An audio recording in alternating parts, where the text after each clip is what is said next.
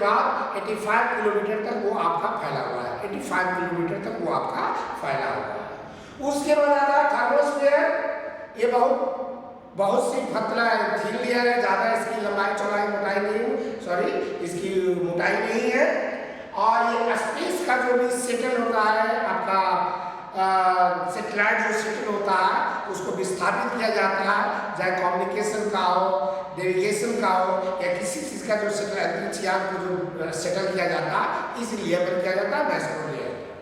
और सबसे लास्ट में आते हैं मेसोस्फीयर, सॉरी थर्मोस्फीयर है। उसके बाद आता है एक्सोस्फीयर, सबसे last layer, outer most layer, सबसे लास्ट लेयर है। और यहाँ पर जो है हवा की मौजूद मात्रा न के बराबर है, यानी बहुत लिटिल अमाउंट में हल्की मात्रा में हवा पाई जाती है। इसके बाद आपका वायुमंडल का क्षेत्रीय जो है क्षेत्र पर सारा समाप्त होता है। तो ये आपका layer how many types of layer, there are 5 types of layer, thermosphere layer, stratosphere layer, mesosphere layer, thermosphere layer और एक्सोस्फीयर लेयर। ये 5 है, स्ट्रेटोस्फीयर, स्ट्रेटोस्फीयर, मेसोस्फीयर, थर्मोस्फीयर और एक्सोस्फीयर, ये 5 लेयर है। उसके बाद आते हैं कंपोजिशन ऑफ लेयर, यानी हवा में कौन कौन से तत्व मौजूद है। तो हवा को अगर परसेंटेज से बांटा जाए, वो राउंड फिगर में बताया जाए, अगर 100% में है वायुमंडल में, तो 100% में सबसे ज्यादा मात्रा जो होती है 78%, यानी 78% आपका नाइट्रोजन मौजूद है पूरे ईयर, यानी मिक्सचर ऑफ गैसेस। तो ये मिक्सचर ऑफ गैसेस में सबसे ज्यादा मात्रा है वो नाइट्रोजन का है, 78%।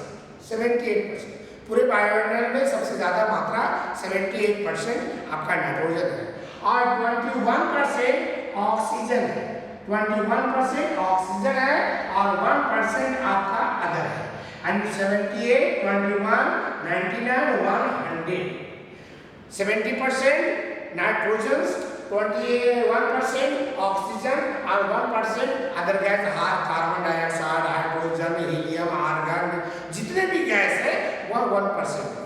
और सबसे ज्यादा आपका जो है नाइट्रोजन है और ऑक्सीजन है 21%।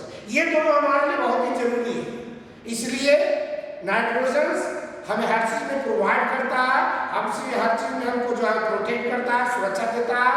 ऑक्सीजन हमारा प्राण वायु है, इसलिए इसकी मात्रा सबसे ज्यादा होती है। नाइट्रोजन हर कोई एक्सेप्ट करता है, चाहे वो पेड़ पौधे हो, लिविंग थिंग्स हो, चाहे हम लोग डायरेक्ट में यूज नहीं करते हैं, लेकिन इनडायरेक्ट में हम लोग नाइट्रोजन को लेते हैं। ये जो आग है, आग जो लेते हैं, माचिस की तिली है, जलाते हैं तो आग वो ऑक्सीजन जलता है, लेकिन ज्यादा दूर तक वो नहीं फैल पाता, इसलिए कि सारे गैस से ज्यादा मात्रा नाइट्रोजन का, और नाइट्रोजन उसे फैलने में क्या करता है, उसको रोकने में काम करता है, यानी आग ना फैले इसलिए नाइट्रोजन उसे रोकने का काम करता है।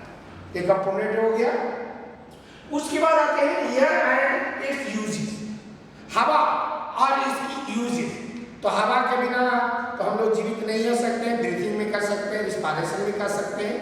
और दूसरा नंबर इसकी आर्गन डेली टू डेली जो यूजेस में आते हैं।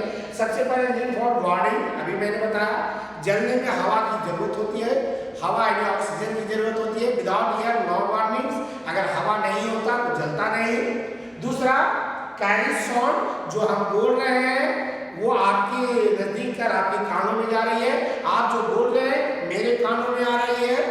बाजा बजता है, लाउडस्पीकर बजता है, डीजे बजता है, जितने भी गाने बजते हैं, साउंड आता है, ये एयर वेव के कारण हवा के माध्यम से हमारे कान तक पहुंचते हैं। अगर एयर नहीं होता तो हम बोलते आप नहीं सुनते, आप बोलते मैं नहीं सुनता। इन दोनों की आवाज को कैरी करने वाला कौन होता है? एयर होता है। अपाला नीडेड फॉर बॉडी, मैंने आपको बता दिया, हवा को जलने चला किसी चीज को जलने में हवा की आवश्यकता होती है। दो चीजों का कैरी। और तीसरा air pressure, without air pressure we do not many types of activity. आपको सुई पड़ती है, इंजेक्शन सूट पड़ता है तो उसमें हवा की जरूरत होती है। विदाउट प्रेशर से आपका हवा का जो है आपका इंजेक्शन का उपयोग नहीं हो सकता। बैलून भरते हैं उसमें हवा की आवश्यकता होती है। बड़े बड़े गाड़ी के टायर में ट्यूब में हवा दी जाती है, एयर प्रेशर होता है। विदाउट एयर प्रेशर हम लोग कुछ नहीं कर सकते। इसलिए हवा की यूजेस कहाँ हुआ है? का जलने के लिए, साउंड को कैरी करने के लिए, और तीसरा एयर प्रेशर। इन तीनों के लिए हवा की आवश्यकता होती है और सबसे बड़ा उनको होता है सांस लेने के लिए। उसके बाद मैटर पर आते हैं वाटर। अभी मैंने बताया एयर और water both are very essential for all organisms. हवा और पानी दोनों के लिए महत्वपूर्ण है। अब वाटर तो है ही, वाटर ही है, तो वाटर तो जानते हैं water is very important for all organisms, है ना। Uses of water, drinking, washing, बहुत से काम होता है, स्वीपिंग्स। तो हम पानी को उपयोग बहुत कर सकते हैं। यहाँ तक बता सकते हैं हमारा शरीर जो है अगर 100% में देखा जाए तो 70% पानी हमारे शरीर में मौजूद है, यानी 70% हमारे शरीर में पानी मौजूद है। अगर 1% भी पानी की कमी होती है, 1% यानी अगर पानी की कमी 1% भी अगर कमी होती है तो हमें बहुत कसकर प्यास लगती है। कारण है कि हमारे शरीर में वाटर 70% उसे 1% लॉस हो गया, यानी 69% तुरंत हमें पानी का आवश्यकता होती है। और वो पानी जो कमी हुआ हमारे कई स्रोत से बाहर हो गया, एक यूरिन के माध्यम से, स्वीट के माध्यम से, और भी वेस्ट मटेरियल का रिमूवल आउट होता है उसके माध्यम से, रिस्पायरेशन लेते सांस लेते उस माध्यम से, ये पानी वेस्ट पानी यानी वेस्ट वाटर हमारे शरीर से बाहर होता है। तब हमको कसकर प्यास लगती है, फिर हम अपने शरीर को फुलफिल करते हैं वाटर से, तो हम ठीक रहते हैं। तो वाटर है, अगर वाटर नहीं है, अगर नहीं हुआ वाटर मिला तो सबसे पहला लॉस आपके बॉडी टेम्परेचर को मेंटेन करने में मदद करता है, वो टेम्परेचर मेंटेन नहीं होगा। दूसरा आपको डाइजेशन में मदद करता है, वो डाइजेशन में नहीं होगा। तीसरा आपका वेस्ट मटेरियल को रिमूवल आउट करने में मदद करता है, वो आउट में नहीं होगा। तो इसकी आवश्यकता तो हमारे लिए बहुत महत्वपूर्ण है। अब बाकी तो ना स्नान करना, मुंह धोना, कुछ सामान का बनाना, बर्तन धोना, नहाना, ये सारी तो अदर एक्टिविटी है, लोग एसेंशियल है तो हमारे शरीर के लिए। तो वाटर में दो प्रकार के इम्पुरिटीज पाए जाते हैं। इम्पुरिटीज का मतलब होता है, इम्पुरिटीज मीन्स होता है जिसको बोलते हैं अशुद्धियाँ।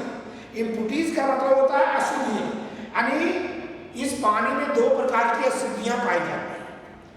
एक को बोलते हैं स्लेबुल और दूसरे को बोलते हैं इनस्लेबुल। इनस्लेबुल मीन्स अघुलनशील, जिसको बोलते हैं अशुद्धियाँ। स्लेबुल का मतलब होता है घुलनशील अशुद्धियाँ, यानी पानी में दो प्रकार की गंदगी पाई जाती है। एक पानी में पूरी तरह से डिजॉल्व हो जाता है, एक पानी में पूरी तरीके से डिजॉल्व नहीं होता। जो डिजॉल्व हो जाता है उसको स्लेबुल बोलते हैं और जो नहीं डिजॉल्व होता है उसको इनस्लेबुल बोलते हैं। तो इनस्लेबुल में अगर पानी में मिला हुआ है, अब उस पानी से हम उसको कैसे अलग कर सकते हैं, किस प्रकार से उसको सेपरेट कर सकते हैं कि गंदगी को हटा दे, पानी को शुद्ध कर ले, तो उसके लिए 3 प्रोसेस होता है, एक फिल्ट्रेशन, दूसरा सेडिमेंटेशन और तीसरा डेकटेशन। ये 3 विधि से, यानी छनन विधि, तलछट विधि और उन्हेड़न विधि, ये 3 विधि से इस अशुद्धियाँ को जो नहीं घुला हुआ उसको पानी से रिमूव कर सकते हैं, अलग कर सकते हैं। इसके बारे में क्लास में लोग ज़्यादा डिस्कस करेंगे कि रिमूवल जो है इनस्लेबुल इम्पुरिटीज को हम पानी से कैसे अलग कर सकते हैं, कौन सा मेथड से कर सकते हैं। तो 3 मेथड है, एक फिल्ट्रेशन जिसको बोलते हैं छनन, दूसरा होता है सेडिमेंटेशन तलछट पर जमा कर, और तीसरा होता है डेकटेशन जिसको होता है उसको एक बर्तन से दूसरे बर्तन में पॉर आउट करना, उसको लेयर का अलग करना। उसी प्रकार हम बात करेंगे जो पानी में घुल गया, अब जो पानी में घुल गया, स्लेबुल हो गया, डिजॉल्व हो गया, अब उसको पानी से कैसे रखें। तो इसके लिए भी 2 विधि आते हैं, एवोपरेशन एंड डिस्टिलेशन। एक बाष्पीकरण विधि से और दूसरा एक डिस्टिलेशन विधि से, यानी लैबोरेटरी रूल्स ऑफ लैबोरेटरी के कारण से, नियम से हम इसको अलग कर सकते हैं। एवोपरेशन का मतलब होता है बाष्पीकरण विधि और डिस्टिलेशन में पानी को शुद्धिकरण विधि। इस 2 विधि से हम उस गंदगी को जो पानी में घुल गया उसको हम अलग कर सकते हैं। उसके बाद आता है प्यूरिफिकेशन ऑफ वाटर। जो पानी हम लोग शुद्ध पीना चाहते हैं, तो शुद्ध पानी पीने के लिए हम लोग उसको कैसे प्यूरिफिकेशन कर सकते हैं।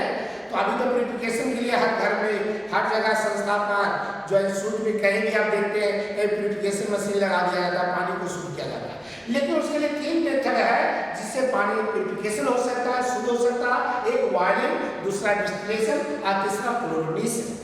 बॉयलिंग गर्म करना, डिस्टिलेशन का मतलब डिस्टिल वाटर तैयार करना, और तीसरा क्लोरीनेशन। क्लोरीनेशन का क्लोरीन की एक टैबलेट होती है, वो टैबलेट पानी वाली डिपोजिट पानी में टैबलेट को डाल दिया जाता है।